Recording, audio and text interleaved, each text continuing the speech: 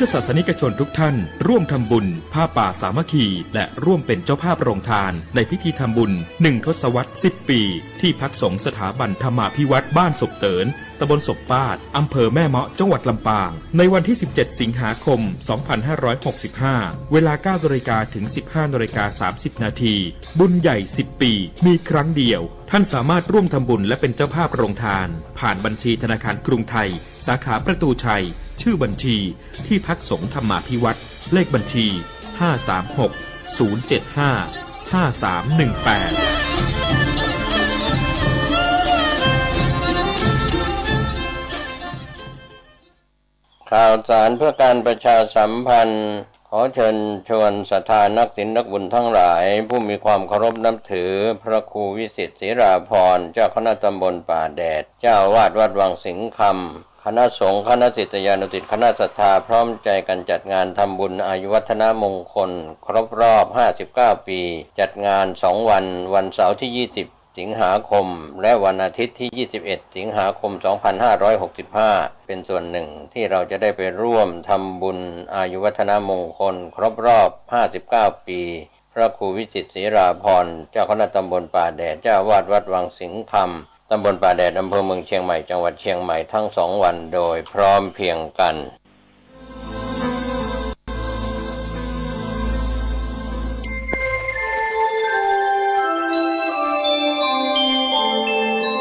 ขณะนี้ท่านกำลังฟังสถานีวิทยุกระจายเสียง FM 104.5 เมกะเฮิรตซ์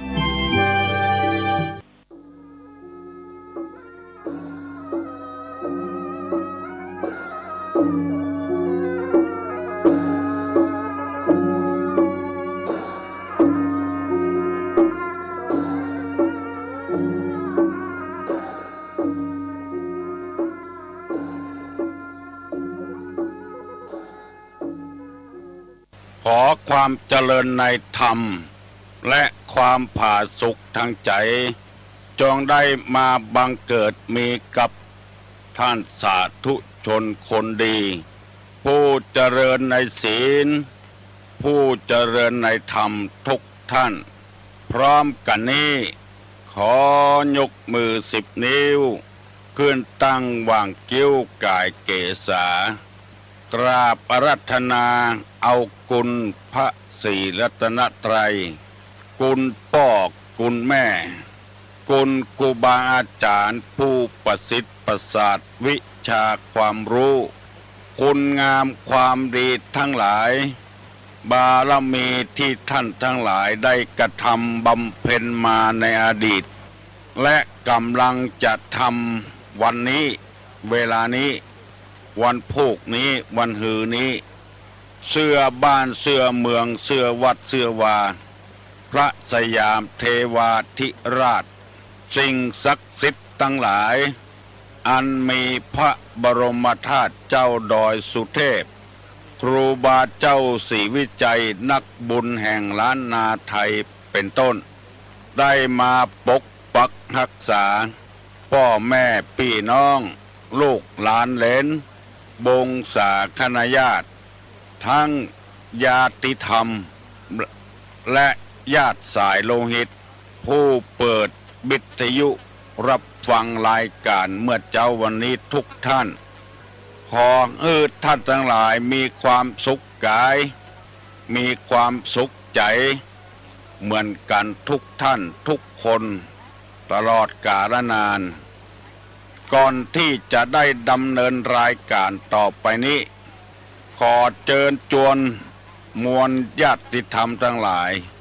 ได้ไหว้พระพร้อมกันเพื่อให้เกิดเป็นความเป็นสิริมงคลปนมมือขึ้นอาลังอังสัมมาสัมพุทโธภควาพุทธังภควันตังอภิวาเทมิกราบสวากขาโตภควตาธัมโมธัมมังนัมมัสสามิกราบสุปฏิปันโนภควโตสาวกสังโฆสังฆังนัมมามิ กราบหันทัพไม่ยังพุทธัสสะภะคะวะโตบุพภาคณะมะกะลังกะโลมะเสนะโมตัสสะภะคะวะโตอะระหะโตสัมมาสัมพุทธัสสะนะโมตัสสะภะคะวะโตอะระหะโตสัมมาสัมพุทธัสสะนะโมตัสสะภะคะวะโตอะระหะโตสัมมาสัมพุทธัสสะพุทธังสรณังกัจฉามิธัมมังสรณังกัจฉามิสังฆังสรณังกัจฉามิตุติยัมปิพุทธังสรณังกัจฉามิตุติยัมปิธัมมังสรณังกัจฉามิตุติยัมปิสังฆังสรณังกัจฉามิตติยัมปิพุทธังสรณังกัจฉามิตติยัมปิธัมมังสรณังกัจฉามิตติยัมปิสังฆังสรณังกัจฉามิอิติปิโสภะคะวะอะระหังสัมมาสัมพุทโธวิชชาจรณะสัมปันโนสุขโตโลกาวิทูอนุตตโลปุริสะธรรมสารถิสัทธาเทวะมนุษสานังพุทโธภควาติสวากขาโตภควตาธัมโมสันติทิโกอากาลิโกเอหิปัสสิโกโอปนะยิโกปัจจัตตังเวทิตโปวิญญูหิติสุปฏิปันโนภะคะวะโตสาวกสังโฆโอจุปฏิปันโนภะคะวะโตสาวกสังโฆญาญะปฏิปันโนภะคะวะโตสาวกสังโฆสามีจิปฏิปันโนภะคะวะโตสาวกสังโฆญาติตังจัตตาลิปุริสายุคานิอัฏฐาปุริสะปุคลาเอสะภะคะวะโตสาวกสังโฆอาหุไนโยปาหุไนโยทักขิไนโยอัญจลิกาละนิโยอนุตตรังปุญญเขตังโลกัสสติกราบหนึ่งกราบสองกราบสามมาแล้วเน้อกาเลนะธรรมัสสวนังเอตัมมังคารมุตตมังแปลว่า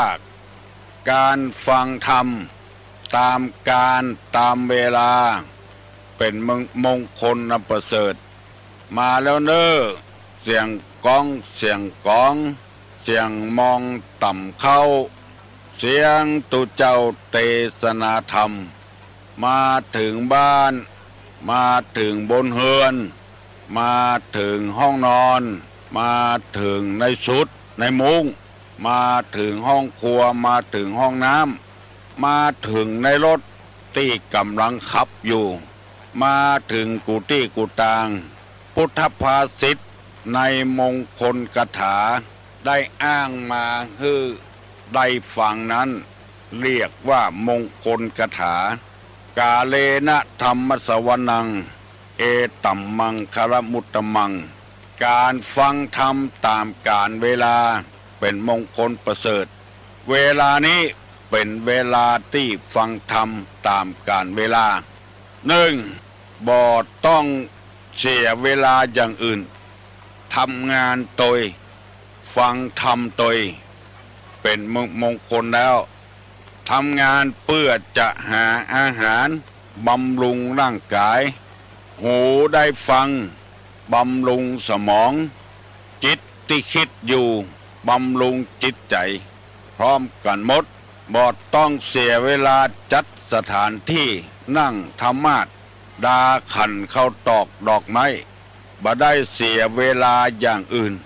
บ่ได้เบียดเอาเวลาอย่างอื่นมาฟังได้ตามสบายจะนอนอยู่ก็ได้เป็นมงคลแล้วจะนั่งอยู่ก็ได้จะยืนฟังก็ได้ขับรถอยู่ฟังก็ได้ทำงานโดยฟังโดยก็ได้เป็นมงคลอันประเสริฐล้ำแต่ข้อสำคัญที่ว่าจะได้นำไปใจหรือไม่เฮาเรียนหนังสือเฮาก็เอาเข้าใส่สมองตัวเฮาทำการทำงานก็ออกกำลังร่างกายตัวเฮาฟังธรรมะก็อย่างเดียวกันปัจจัยฟังแล้วเพื่อจะเอาไปสอนคนอื่นฟังธรรมเพื่อตัวเองปรับปรุงตัวเองแก้ไขตัวเองให้มันพัฒนาขึ้นดีขึ้นดังนี้เป็นต้นได้เผยแพร่น้ำธรรมคำสอนการเผยแพร่น้ำธรรมคำสอนในทางพระพุทธศาสนานี้มันผิดแผกแตกต่างจากศาสนาอื่นศาสนานี้ต้องการให้คนฟังตอนแล้วนำทำไปปฏิบัติเพื่อให้ปรับปรุงแก้ไขตัวเก่าที่จากความบดีมาเป็นความดีแล้วมาเป็นความดีมากในพุทธศาสนาสอนว่าอย่างนี้ตรงกันข้ามบางศาสนาเพื่อจะยึดเอาบุคคลเอาสถิติเอาจำนวนบ่ได้เอาคุณภาพไผมีจำนวนนักจำนวนน้อยนั้นบ่เข้าใจทุกศาสนาสอนดีเหมือนกันหมดดังสุภาษิตกล่าวว่าเรือล่มในหนองทองจะไปไหนบอกว่าเรือศาสนาใดถ้าปฏิบัติตามหลักศาสนาแล้วคนดีจะไปที่ไหนคนดีเหี่ยประตกประเสียงก็ล่มอยู่ในที่เดียวกันเมื่อสังคมนี้บ่ต้องการคนบดีต้องการคนดีคนบดีนั้นก็ยังต้องการคนดีอยู่จึงได้นำมาเสนอกูเจ้าเพื่อให้คนเขาได้ปรับปรุงแก้ไขมีหลายครอบครัวได้มาบอกตุลุงว่าตั้งแต่ได้ฟังตุลุงเทศเมื่อเจ้าทุกวันหรือครอบครัวตึงบ้านตึงจองรู้สึกว่าความเครียดต่างๆได้เบาบางลงไปสำหรับคนที่ฟังแต่ถ้าฟังโดยอู้กันโดยก็บ่สามารถที่จะเอาปฏิบัติแต่ได้นำเอาคำว่าแม่มาเสนอให้ท่านผู้ฟังทั้งหลายคือหมายความว่าให้นึกถึงคุณแม่ผู้บังเกิดเจ้าผู้ให้กำเนิดแม่เป็นปูชนียบุคคลที่เคารพสักการะบูชาที่ได้พูดมานี้หมายถึงแม่ที่ดีแม่ที่น่าเคารพบูชาแต่แล้วแม่ที่บดีก็มีอันนั้นเฮาบ่ต้องพูดถึงมันบ่สร้างสรรค์มันบ่ทำให้เจริญขึ้นแม่ที่บดีนั้นมีนักหนาปาป้านบอกว่าบ้านใดเมืองใดแต่เฮาบ่ต้องพูดถึงที่เฮาพูดถึงนี้หมายถึงแม่ที่ดีเฮาบ่ต้องเอาอย่างอื่นมาอ้างแล้วเฮาแม่ทุกคนจะได้เป็นปูชนียบุคคลที่น่าบูชาน่าเคารพน่านับถือบอกโคนเอาความดีอย่างมาอู้ให้ลูกฟังบัดทบทวนไอ้หยังเขาจะหูคนเดียว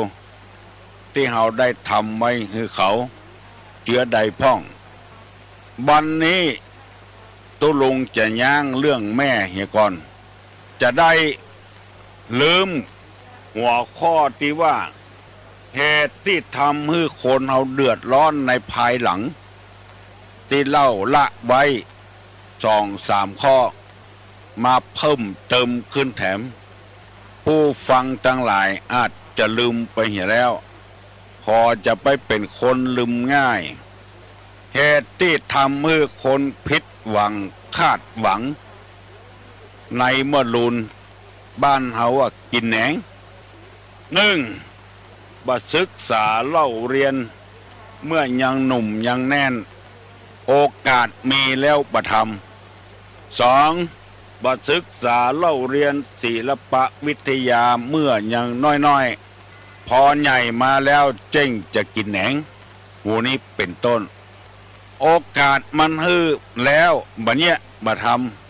ำหิหาก็บ่หิหาเมื่อหนุ่มเมื่อกำเมื่อมีกำลังแหงเฮียนก็บ่ห้ำบ่เฮียนอย่างเมื่อมียังหนุ่มยังแน่นอยู่ละเหินเปิ้นคอคบมิตรที่ชั่ว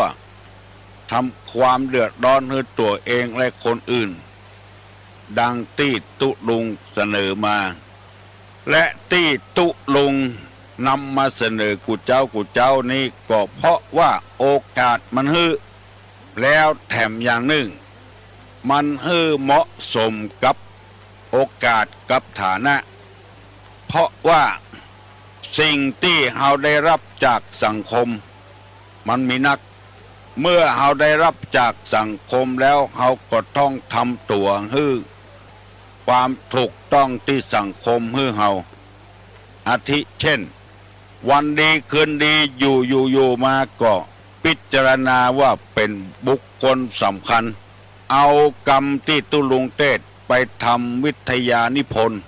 เอาประวัติของตุลุงเข้าไปสู่ทำเนียบของมหาวิทยาลัยบางแห่งมหาวิทยาลัยหันความสำคัญถือเป็นบุคคลสำคัญก็เอามหาบัณฑิตปริญญาโทฮื้อเมื่อเฮาได้รับอย่างอี้ยกย่องเฮาอย่างอี้เฮาก็ถือโอกาสที่จะต้องสนองมหาวิทยาลัยสนองฮื้อแก่สังคมบางคนจนพอบอกว่าฮื้อรักษาสุขภาพไว้พ่องก็เฮาทำงานได้อยู่เฮาก็ต้องทำเพื่ออนาคตตัวเองถึงจะเฒ่าจะแก่ก่อนอนาคตของลูกของหลานของครอบครัวที่ปราศจากศีลธรรมให้ปรับปรุงแก้ไขให้ดีขึ้นเดี๋ยวนี้เป็นต้นอันนี้เป็นข้อที่2ต้องศึกษาเล่าเรียนอยู่ตลอดเวลาจุกอยู่จันอยู่บ่ได้ข้อที่3บอกว่าชอบคดโกงการคดโกงนี่คือเป็นคนขี้ค้านหากินง่ายบ่ออกเหือบ่ออกไข่กฎของเปิ้นโกงของเปิ้นหน้าซื่อกฎหมายจึงออกมาอยู่ตลอดเวลาต้องแก้ไขข้อนั้นมาปรับปรุงข้อนี้ตลอดเวลาเพราะคนคดโกงบอกว่าอยู่สถานการณ์เช่นใดไปเป็นข้าราชการบ้านเมืองก็เดือดร้อนทั้งปัจจุบันและอนาคตเอาของเปิ้นมาเป็นแบบอย่างแต่เฮียนแบบอย่างเปิ้นแต่ก็ปฏิเสธอยู่ว่าคิดไม่ทำไม่ตะกอนตัวยังมาเนี่ยโมลูนเอาทัศนะของเปิ้นมาปรับปรุงแก้ไขว่าเป็นของตัวอันนี้ก็กดแล้วโกงแล้วอนาคตของชาติมันจะไปถึงที่ไหนคนเอาแต่ละคนก็เช่นเดียวกันเนี้ยพอตั้งตัวเป็นคนกดคนโกงกินหั่นน้อยกินนี่น้อย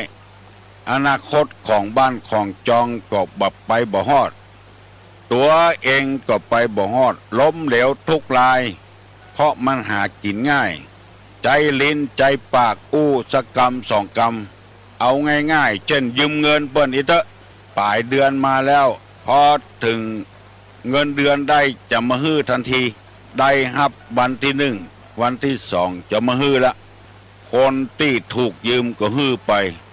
วันที่3ที่4ที่5ที่6ก็แล้วเอามาส่งให้เปิ้นถ้าเปิ้นไปยึไปทวงก็โคตรอันเนี้ยเปิ้นฮ้องกันว่าเป็นมิตรเมื่อยืมเป็นศัตรูเมื่อทวงเพราะว่าคนกดคนโกงใจลิ้นตาไปตามมากำเดียวก็ได้ละบ่ต้องออกเหือออกแหงถ้าทำตั้งแต่หนุ่มๆเกินไปแก่มาก่ออนาคตบ่เจริญแน่นอนทั้งคดทั้งโกงเอาซื่อๆโกงเอาตี้บ้านตี้จองมาเป็นของตัวโกงตาจั่งโกงตาย้อยโกงคนอื่นก็คือโกงตัวเก่านั่นเองตึดโหนตางตัวเก่าล่นไปทางใดก็บ่ได้แล้วเพราะสร้างศัตรูไว้โอ้ง่ายแต่ว่าบ่ซ้ายง่ายอันนี้ฮ้องกันว่าคดโกงอนาคตบ่เจริญข้อที่4เพิ่นบอกว่าชอบฆ่าสัตว์นิสัยหยาบจ้าอันนี้ก็พอเถอะบ่เจริญสักคนอันนี้บ่วิจารณ์นักสำหรับคนที่มีอาชีพอย่างนี้จะเดือดร้อนกับกันหูเอาคนเดียวแล้วข้อที่5บอกว่าชอบคบชู้อันนี้แน่นอนละอนาคตถึงบ่เจริญบอกว่าปดใจบอกว่าไม่ยิงชอบมีจูมีผัวอยู่แล้วไปคบคนอื่นแถมบ้านแตกทะแลกขาดแบ่งลูกแบ่งเต้ากันลูกขาดแม่ถ้าปดใจไปชอบคบชู้เมียเปิ้นต้องแตกต้องแยกอนาคตต้องพังทลายเตื้อเป็นที่น่าเสียดายกำลังจะแป่งหอบแป่งเฮือนก็ขึ้นไปจัดนักแล้วปดใจไปเล่นจูแม่ยิงไปเล่นจูบ้านหลังนั้นบ่แล้วสักกำเสียดายวัสดุปล่อยมันผุมันพังไปอนาคตพุทธบ่เจริญง่ายๆเหมือนกับไม้ต่านยอดด้วนบ่งอกงามบ่ไผบุญอย่างสักอย่างไม้บางอย่างด้วงกินตั้งป่ายพุทธตึกใดตึกหันแล้วเพราะมีมารมาผ่ากลางคันอันนี้เปิ้นบอกเลยว่าคนใดชอบเป็นอย่างนั้นพยายามหลีกเลี่ยงเหียคนที่เป็นจู้กับคนอื่นนั้นทำไมจึงมีโทษนักโทษหนาเพราะของเหล่านั้นเปิ้นห่วงอยู่เป็นสิทธิของเปิ้นแล้วก็ไปเอาของเปิ้นมาเปิ้นยังมีเมียอยู่ตึกคนไปล่วงล้ำประชาธิปไตยของเมียของเปิ้น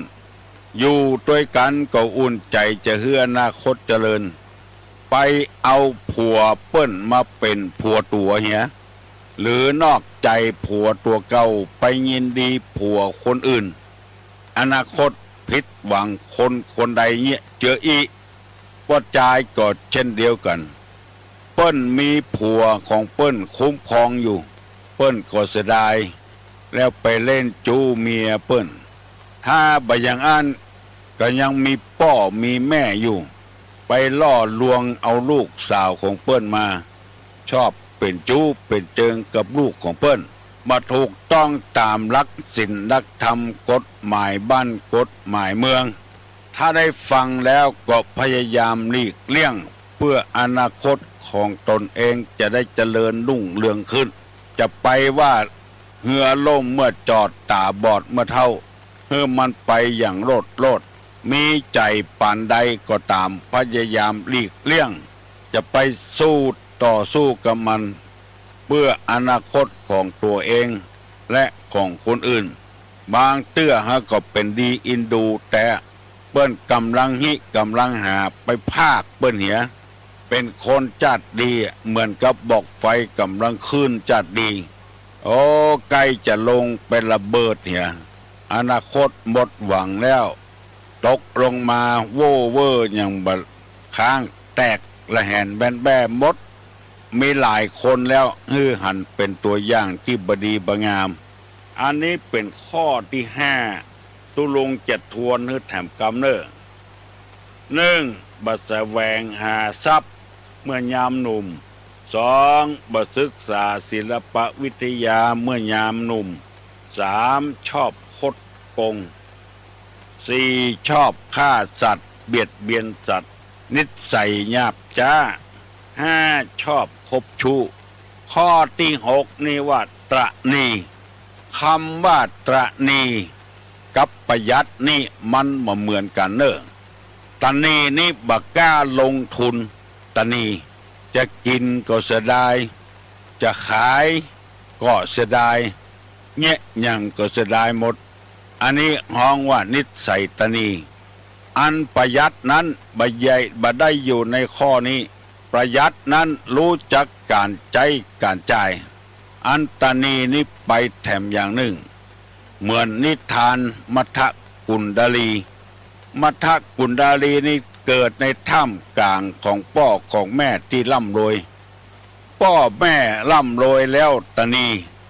บ่ส่งลูกเข้าห้ำเข้าเฮียนหยังหัวเสี่ยงเงินเสี่ยงทองหวังให้ลูกจะปกครองทรัพย์สมบัติที่หามาได้อย่างเดียวบ่ได้ลูกบ่ได้ศึกษาเล่าเรียนวิธีเก็บหอมรอมริบอย่างไว้มัทกุณดาลีอยู่ในถ้ำกลางหันไปหันเปิ้นใส่แหวนฮบป้อผู้คิจิซื้อแหวนป้อบอกว่าบ่ต้องซื้อละทองคำเฮาก็มีป้อจะแปลงฮื้อแปลงเต็กบุบเต็กบาบงามก็บ่งามเอาฮื้อลูกใส่บ่ว่าสายสร้อยสายคอนาฬิกาอย่างต่างๆเอาอันถูกมาฮื้อลูกใส่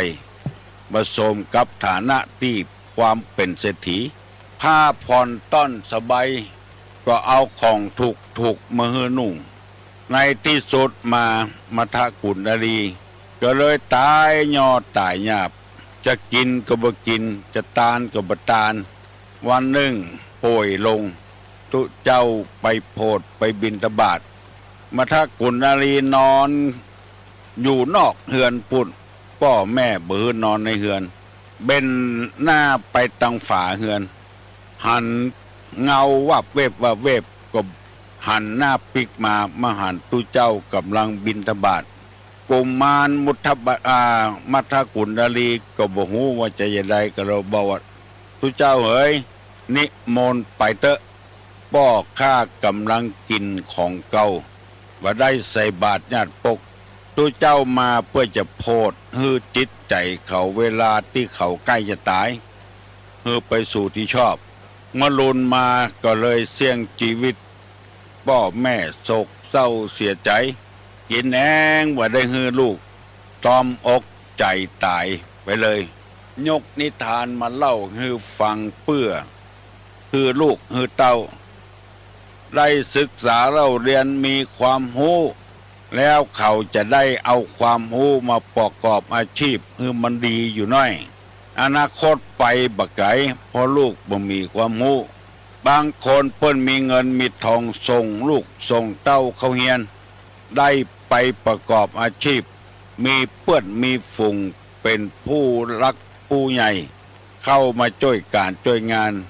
เข้ามาเป็นเพื่อนเป็นฝูงของลูกเพราะว่าบ่ได้นึกถึงว่าสิ่งเหล่านี้เฮาได้มาก็เปิ้นต้องได้ของเฮาพ้องเฮาบ่ได้กึดเอาก็ได้อย่างเดียวแล้วบ่ยอมจ่ายอนาคตก็บ่เจริญมีคนเฒ่าคนหนึ่งเมียก็บ่มีลูกก็บ่มีไปอยู่กับไผคนใดก็บ่ใครได้หลานเปิ้นเอาไปอยู่ในสวนกินแล้วก็อยู่แล้วก็กินหลานเปิ้นบอกเฮียการก็โคตรคิจิบ้าคิจิแหงว่าเพี้ยวบ่พัดอย่างสักอย่างหาว่าตัวเองนี่เป็นลุงแล้วมาบังคับเฮียการอยู่กับหลานว่าได้ก็มาอยู่ในวัดมีความรู้อยู่อย่างหนึ่งคือยาหมาวอคบมาอยู่กับวัดแทนที่จะถ่ายทอดวิชายาหมาวอคบมือไผ่ก็บ่ยอมบอกว่าฮื้อตั้งขันเนี่ยก่อนจะเอาเต้าอันจะเอาเต้าอี้เป็น500-600ปุ่นก้าขันครูไผ่ก็บ่เลยบ่เฮียนเมื่อบ่เฮียนก็วิชาความรู้ก็เลยหายไปโดยเจ้าของมันตายวิชาความรู้นั้นก็ตายแทนที่วิชานั้นจะเกิดขึ้น เอาให้คนอื่นไปใจหมดเหตุที่คนเท่าคนนั้นตีว่ามานี้ปัจจัยว่าอู้ปลายไม้ปลายตอกปลายลมปลายฝนปัจจัยอู้ตามความจริงมันมีจริงๆแล้วก็มาตายที่วัดเนี้ยที่ตุรุงเนี่ยส่งสการว่ามีความรู้เรื่องยามาวอแทนที่จะทายทอดให้คนอื่นมาฮื้อไผต้องตั้งขันตั้งอยู่ตายด้วยกันวิชาความรู้นั้นก็เลยบัดเจริญว่ามีตายไปตัวเจ้ามันเห็นแล้วตัวเจ้าตั้งหลายได้ศึกษาเล่าเรียนวิชานี้เวลานี้จึงออกประกาศทำกันทั่วไปมีเกือบทุกสถานีวิทยุโดยเฉพาะอย่างยิ่งเฮาพิษหูพิษตาคนว่าเดียวนี้เข้าวัดเข้าวากันหูศีลหูธรรมกันถามปัญหาตอบได้พรหมวิหารตั้งสี่มีอย่างพ้องตอบได้หมดซึ่งมันตรงข้ามกับแตะก่อนเปิ้นตะนีเปิ้นคิจิวิชาความรู้ถ้าบ่ไปนิมนต์เมื่อใดก็บ่เทศละเวลานี้นิมนต์ก็ตามบ่นิมนต์ก็ตามเทศกูเจ้าบ่ต้องใส่กันเทศบ่ต้องเสียเงินเสียทองเสียเวลาเพียงแต่เฮาตั้งใจฟังเจ้าอันเฮาก็ได้รับรสประธรรมนั้นเผยแพร่กิจกรรมออกมาพระพุทธเจ้าตั้นบักขิจิตั้นหูตัวทำที่พระองค์ตรัสรู้มาคนเดียวยากแสนยากถ้าเป็นอย่างบัดเดียวนี้จะสงวนลิขสิทธิ์ไว้เหมือนกับชาวบ้านเฮาต่างๆที่มีกิเลสอยู่ความโอ้ศึกษาจากครูบาอาจารย์มาพ่องได้พอได้หันพ่องเอามาเขียนเป็นหนังสือพอเขียนแล้วเอามาขายเขียนตี้หน้าปกว่าสงวนลิขสิทธิ์ว่าเฮือไผ่เฮียนแบบว่าเฮือไผ่เอาไปพิมพ์ต่อแทนที่วิชานั้นจะกระจายค่อยบ้านค่อยเมืองเหมือนพระพุทธเจ้าของเฮากำหูพระธรรมออกอากาศค่อยบ้านค่อยเมืองออกจาริกออกอบรมศีลธรรมเพราะบัตนีเพราะบักขิจิถ้าห่วงวิชาความรู้แล้วมันจะหมดไปเหี่ยเลยท่านทั้งหลายลองสังเกตพอวิชาแป้งข้าวต้มขนมได้เรียนมาจากพ่ออุ้ยแม่อุ้ยครูบาอาจารย์สอนให้ลูกให้หลานทำต่อโดยบ่คิดอะไรอย่างข้าวต้มขนมอาหารการกินก็เจริญมาจนกระทั่งปัจจุบันนี้บัดเดี๋ยวนี้มีคนหัวใสเขียนตำราใส่พริกตะอันขีดเกลือตะอันขีดหอมบัวหอมเตรียมตะอันขีดกะปิน้ำป่าตะอันขีดเขียนเป็นหนังสือแล้วเอาขายแล้วเขียนว่าสงวนลิขสิทธิ์บ่ยอมฮื้อไผ่พิมพ์ขยายต่อหนังสือกูเล่มขายเอาเงินเข้ากระเป๋าทั้งนั้นแต่ความประสงค์ของพุทธศาสนานี่เพื่อแพร่กระจายไปโดยบักขิจิว่าห่วงวิชาไว้เป็นของตัวคนเดียววิชาต่างๆเลยกระจายมากันจนกระทั่งปัจจุบันนี้อันนี้หลักของอนาคตที่บัดเจริญข้อที่7บ่เลี้ยงพ่อบ่เลี้ยงแม่ผู้ใดบ่เลี้ยงพ่อเลี้ยงแม่อนาคตก็บ่เจริญบางทีนั้นพ่อแม่ตัดมรดกเนี่ยบ่ฮื้อได้รับก็มีเพราะเป็นคนขึ้นมาบ่พ่อบ่กวยบัดเนี้ยคือพ่อแม่ภูมิใจในชีวิตสักอย่างอันนี้ก็อนาคตก็ไปบ่ไกลบ่เจริญยิ่งบัดเดียวนี้คบหาสมาคมกันตั้งแก๊งตั้งอันอย่างกันขึ้นแถมสมหายก็เพราะเหตุว่าพ่อแม่ไปพ่อตัวเก่าพ่อเพื่อนพ่อฝูงแต่ว่าวันเชิญนี่หนังสือพิมพ์ลงได้ละอ่อนถึง17 คนวันนี้หยังพ่อแม่ซื้อรถเครื่องฮื้อปากันไปตะเวนลักของเจ้าบ้านตำรวจยับได้เพราะอันใดก็เพราะข้อเนี้ยบ่พ่อบ่พ่อแม่ลืมกึดหาถิ่นเดิมบ่พ่อหาที่เก่าลายไหนลายนั้นอนาคตบัดเจริญรุ่งเรืองวันนี้ตู้ลุงอธิบายเรื่องอนาคตเจริญรุ่งเรืองไว้เต้าอี้ก่อนพ เพราะเวลามันล่วงเลยมาจนถึง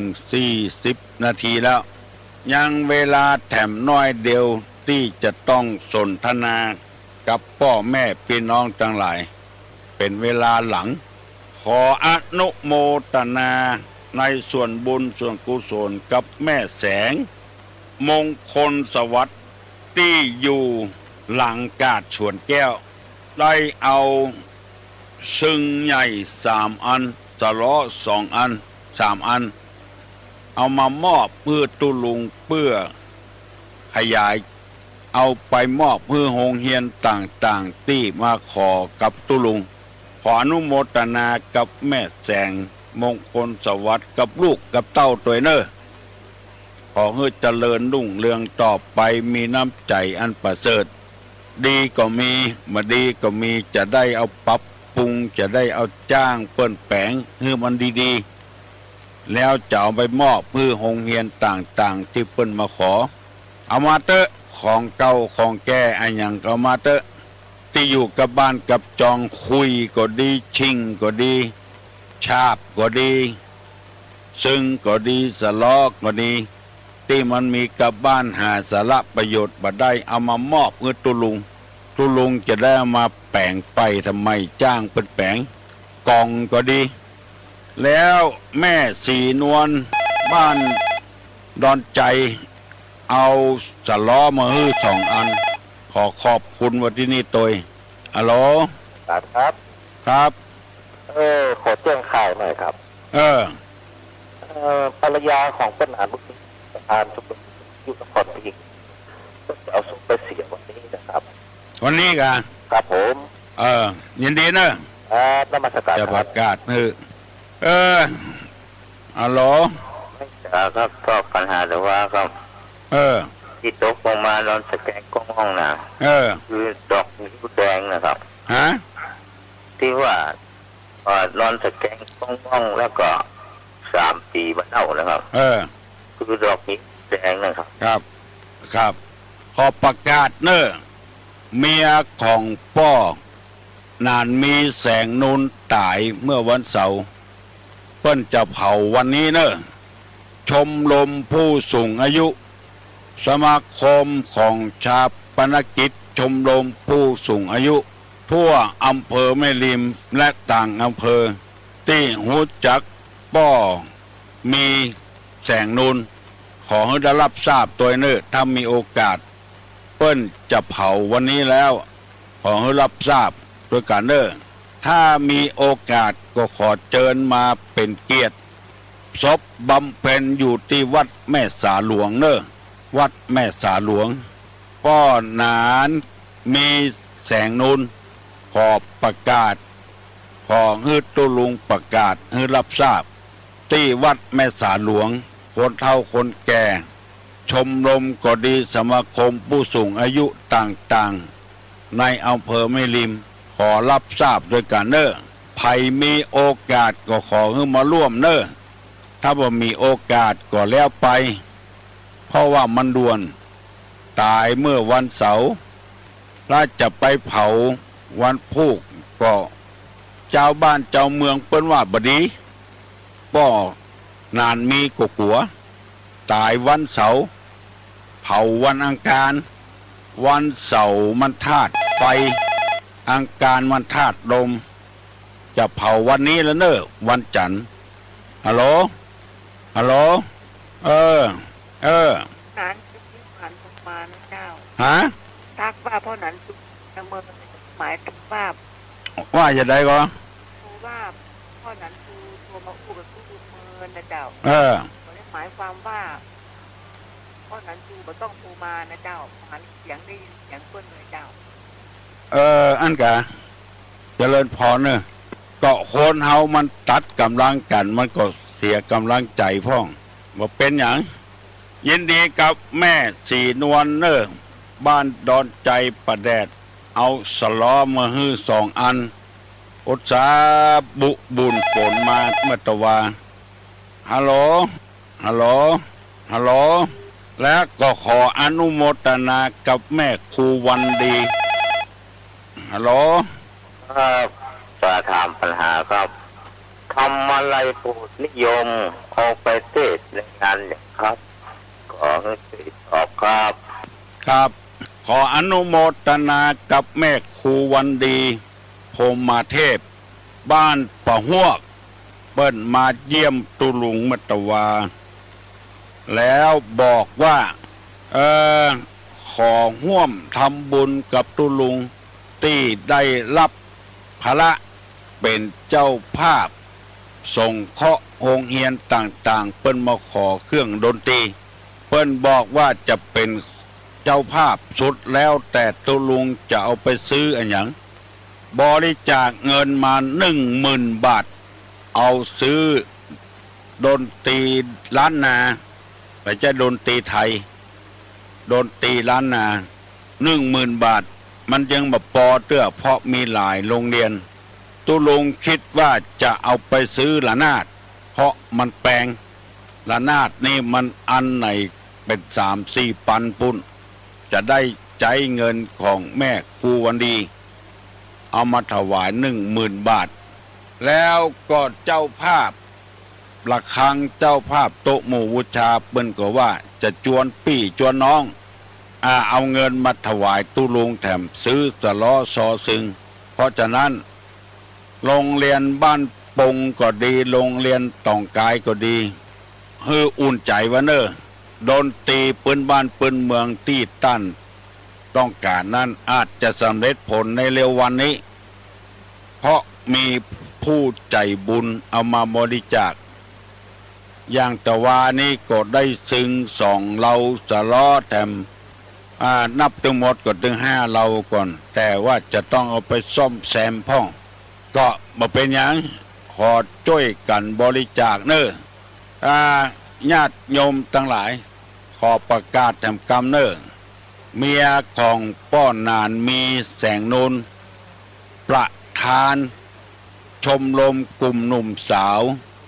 นครพิงค์เมียของเปิ้นตายป้อนานมีอยู่เนอะเปิ้นจะเผาวันนี้แล้วใครถ้ามีจิตศรัทธาก็คือมาร่วมเนอะขอเจริญพรขอเชิญมาร่วมเนอะที่วัดแม่สาหลวงวันเนี้ยวันจันทร์วันเนี้ยที่แรกจะเอาไว้แถมวันคนเฒ่าคนแก่เพิ่นว่ามันบดีตายวันเสาร์เผาวันอังคารวันเสาร์นิธาตุไฟวันอังคารนิธาตุลมลมกับไฟถ้ามาผสมกันแล้วมันจะเดือดร้อนลมแรงตัวลมกดตัววันอังคารนี่ฮัลโหลเจ้าว่าเจ้าตึงเจ้า2 มองไปถามปัญหาขอตอบปัญหาเปิ้นกันแล้วกันเนาะถามว่าทำอะไรโกรธได้ในงานในขอตอบว่าได้ในงานศพเจ้างานอวมงคลเนาะอวมงคลตานไปหาคนตายก็ได้บัดใจงานศพอย่างเดียวยินดีเนอะแต่ความจริงนี่เฮากำหนดเอาคนเดียวตานเวลาใดก็ได้ทำอะไรโพดนี่ทำอะไรโพดนี่เปิ้นอธิบายว่าลูกศิษย์ของพระพุทธเจ้าไปโพดสัตว์มรณกฮัลโหลฮัลโหลฮัลโหลลูกศิษย์ของพระพุทธเจ้าไปโพดสัตว์มรณกคือโปนจากมรณกชื่อว่าพระมาลัยโพด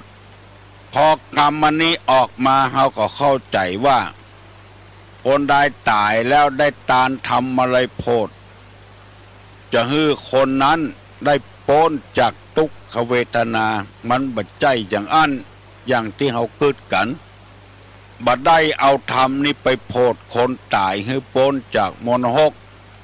พระมาลัยไปโพดสัตว์พ้นจากนรกแล้วมาบอกให้คนทั้งหลายว่าหมู่ที่ยังค้างอยู่ก็มีเนอะปากันทำบุญตักบาตรทานกันเข้าไปหาเขาสั่งมาว่าจะอีแล้วคนเขาก็เข้าใจว่ากลัวพ่อกลัวแม่ที่ตายไป บ่ได้ไปตกมรหกกลัวบ่ได้กินได้ว่าก็ตานทำอะไรโพดเพื่อจะเอาเข่าหมูนั้นไปโพดมรหกคือพ้นจากมรหกมันเป็นไปบ่ได้จะไปเข้าใจอย่างนั้นเอามาเทศให้คนฟังความจริงทำอะไรโพดนี่จัดดีมันเป็นธรรมผู้สอนให้คนหู้จักคุณพ่อคุณแม่หู้จักคุณไอ้อย่างต่างๆที่อยู่รอบตัวเฮาบางคนก็ล้ำไปทำละผัวตานให้เมียบดีเมียตานให้ผัวบดีมันล้ำไปทำแล้วหูล้ำกว่านักปราชญ์ว่าเอาคนเดียวที่เปิ้นบดีนั่นก็เพราะว่าผัวไม่มันขางเมียมันแม้กระทั่งคนตายไปแล้วก่อนยังขางอยู่ตายไปแล้วมึงยังตานให้มันนี่อย่างแถมแย่โคตรผัวว่าจะแบ่งความฮักของตัวไปให้ผัวเก่าเมียก็อย่างเดียวกันเปิ้นตานกันเข้าให้เมียเก่าก็โคตรฮัลโหลฮัลโหลเจ้าไวสาเจ้าไวสาเจ้าขอถามปัญหาหน่อยเจ้าว่าจะคือวานคุณเฒ่าแต่ก่อนบรรทุกเขาเจ้าฟังวานคุณปอมี21และคุณแม่มี12อันต้องอธิบายให้ฟังเรามันเป็นยังไงว่าเต่ากันบ่ได้อันที่คุณแม่จะมีนักและปอกันเนาะพ่อแม่ได้ต้องเฮามาเล่งเฮามานักและปอและเหตุอย่างได้ว่าคุณปอถึงมีนักคุณแม่ที่บ่ได้ขออธิบายอันทางวิทยุน่ะไวสาละเอียดเนาะเจ้าตุลงโกเสเพว่าคุณแม่น้อยเหลือคุณปอลูกกูคนถามเตอะว่าฮักพ่อกับฮักแม่เนี่ยฮักไผหรือเปิ้นเฮาแถมคนน่ะเฮาก็ว่าฮักแม่พ่อนี่มีก็กินเหล้าบ่เคยม่ามเข้าใส่ปากเฮากำเตื้อบ่เคยเยะว่าเยะบ่เคยเยะกินเฮากินจักเตอผ้าโคก็แม่ซื้อฮือหมู่นี้เป็นต้นก็เลยโกเสเพหัวเสียเพียบคุณพ่อมี21คุณแม่มี12อันนี้เป็นมาได้หมายความว่าเจออันแม่ยิงคนเดียวอยู่บ่ได้จะตั้งคันขึ้นมานั้นมันบ่มีปอดใจอยู่คนเดียวจะมีลูกมีเต้าก็บ่มีที่เปิ้นบอกว่ามีกุลเต้าอันเต้าอีนี่ความจริงมันมีบุญกุลเต้าเดียวกันถึงพ่อถึงแม่ปอดใจนี่เปิ้นเปรียบเหมือนต้นไม้เอาง่ายๆว่าต้นมะลำไยกับต้นมะม่วงแม่ยิงนี่เปิ้นเปรียบเหมือนต้นไม้ที่เป็นเถาวัลย์ตั้งตัวคนเดียวบ่ได้ยังกับบะทั่วตั้งตัวคนเดียวขึ้นโจโลบ่ได้ต้องหวันกิ่งหวานก้านของต้นที่แข็งแรงต้องเปิ้งประอาศัยปดใจเงินทองที่บากุดแห่งก้าวได้มาจากป้อถ้าป้อบ่หิบ่หาบากกาบ่ขายถ้ากินกับเมียอยู่วันค่ำบ้านจองหลังนั้นก็บ่เจริญรุ่งเรืองเพียงแต่อาศัยรับนอนไปกาตะกอนนี้ไปกาต่างบ้านต่างเมืองปดใจร้อนไปแม่ยิงคนเดียวไปบ่ได้ต้องอาศัยปดใจเป็นไม้ยืนต้นแม่ยิงเป็นไม้เลยมีเครือยังกับพักหวนปล่อยให้มันขึ้นคนเดียวมันบ่ได้ต้องอาศัยไม้ที่แข็งแรงมันกอดมันหวั่นขึ้นไปเปิ้นอุปมาอย่างอันเพราะฉะนั้นปอดใจนี่จึงเป็นหลักเป็นฐานที่สำคัญเลยมีกุลนักเหลือไม่ยิง แปลงห่อยอเฮือนตึงวันนี่ก็ปวดใจแม่ยิงอย่างน้อยก็ติ้วปุนปวดใจนี่เป็นคน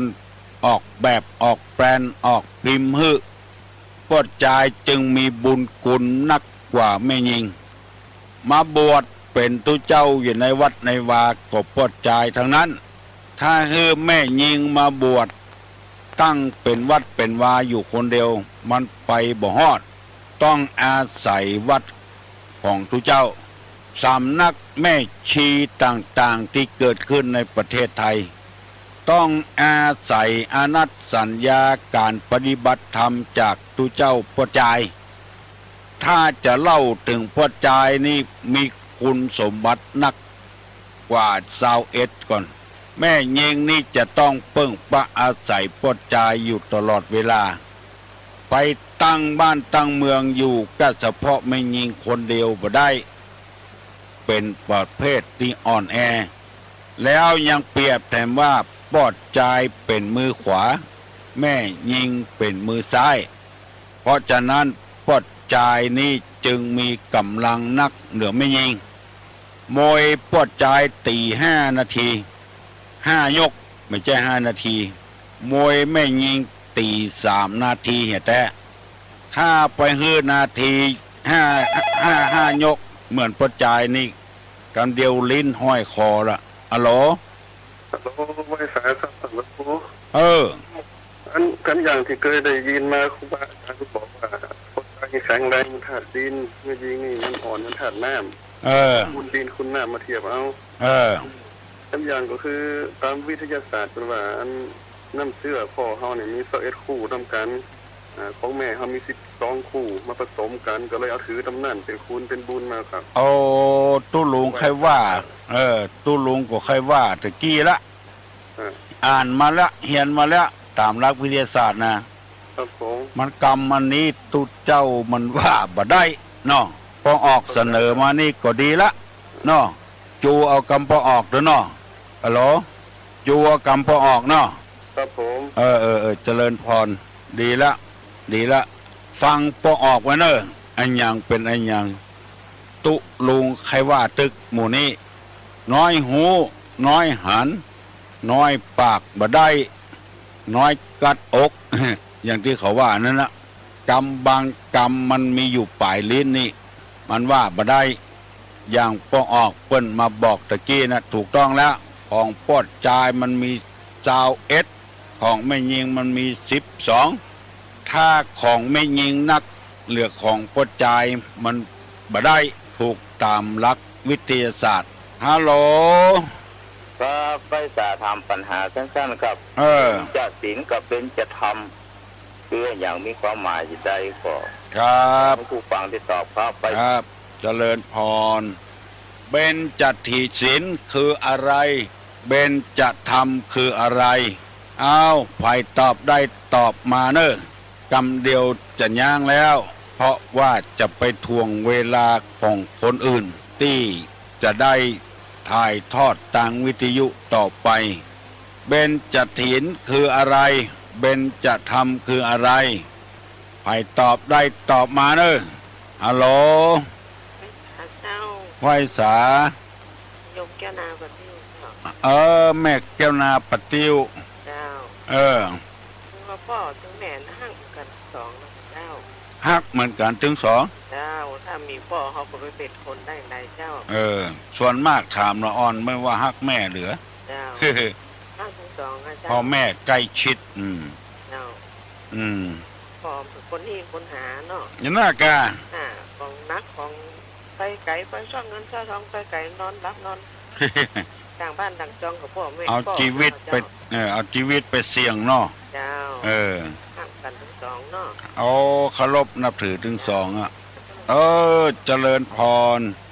เอาแล้วนอตุลุงจะย่างก่อนนอยกมือไหวเนอจะปั่นปอนนะเนอสัพพะโลคะวินิมุตโตสัพพะสันตาปวัตสิโตสัพพะเวระมติกันโตนิพพุโตจตุวังภวะสัพพิติโยวิวัจจันโต สัพพะโลกโกวินัสสตุมาเตภวะตวันตรายโยสุขีทีคายุโกภวะอภิวาทนะสีริสนิจังอุทธาปัจจายโนจัตตาโลธรรมาวัฏันติอายุวันโนสุขังปะลัง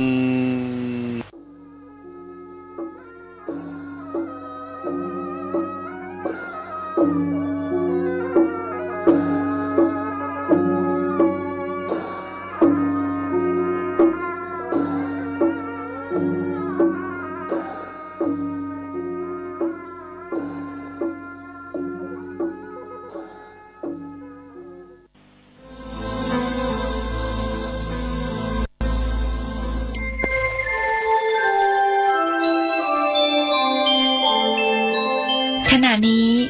ท่านกำลังฟังสถานีวิทยุกระจายเสียงพระพุทธศาสนา FM 104.5 เมกะเฮิรตซ์